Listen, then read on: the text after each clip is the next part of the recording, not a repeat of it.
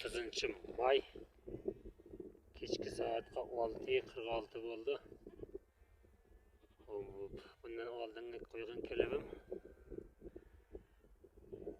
Soat necha bo'ldi ekan? Abit vaqt edim, undan ertaroq edim. Mumkin 2 soat oldinmi? Bir to'xtaydi tag'in yana mana shu javob aziz qadrdanlar. Qor 30-may kuni bugun soat 14:07 bo'ldi. Kechki soat abitdan keyin. Shuncha sovuq, hozir yo'qlab boryapti adam qo'li. Endi bu yoqni ko'rsataman endi.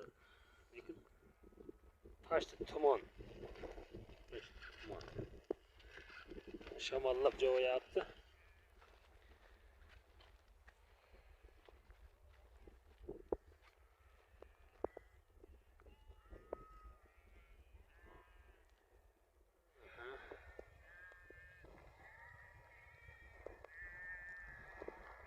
Mana kim qayerdan kuzatib turgan bo'lsa, Tojikiston, O'zbekiston, Qirg'iziston, Qozog'iston, Rossiya, boshqa davlatlardan Tojikistonda 30-may kunidagi qor. Yine assalomu alaykum aka dotoru opoxoxoro ina imruz 30-may ina barf ba'd abid vaqti asr 4 kamshit 10 kamshit 7 soat ina Borida istay просто zamin garmay برای همه که پوشیده رفته استای بار.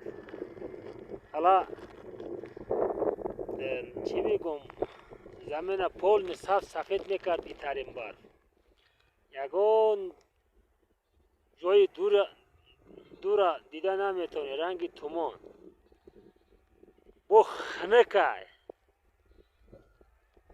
اینا بینین او پشنگی برف قریب اوشیده یخلی جویش اوقا اوشیدگی نیست برفی روز بوده لیکن بسیار بریده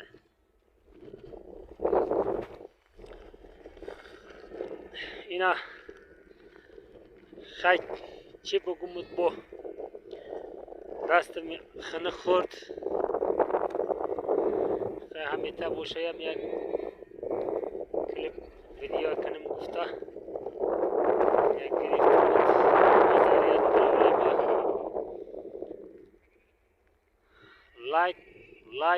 لایک دوستان عزیز لایک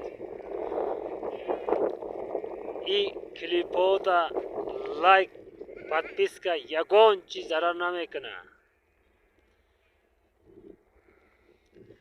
ویدیوی ضرری گپی مشاهده ندارن که لایک نجقم подписка را نجقم گفتنه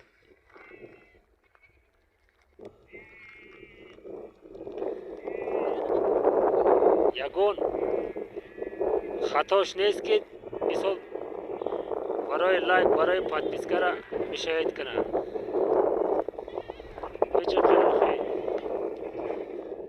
Ana aziz qadrdonlar, like'ni unutmangizlar, podpiska bilan qo'lim bo'lsa yoqladi. Ana bizda shuncha video lavha.